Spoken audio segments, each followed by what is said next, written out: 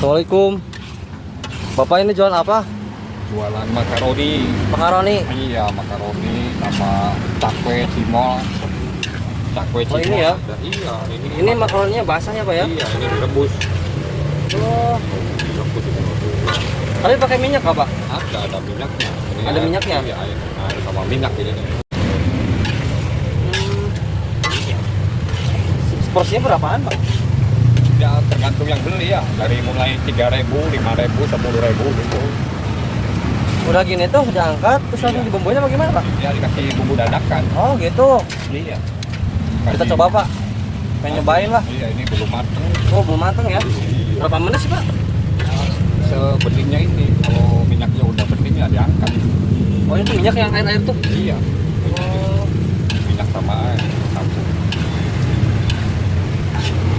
ada bumbunya juga di situ ya? Apa? Bumbu tabur. Ini bumbu tabur.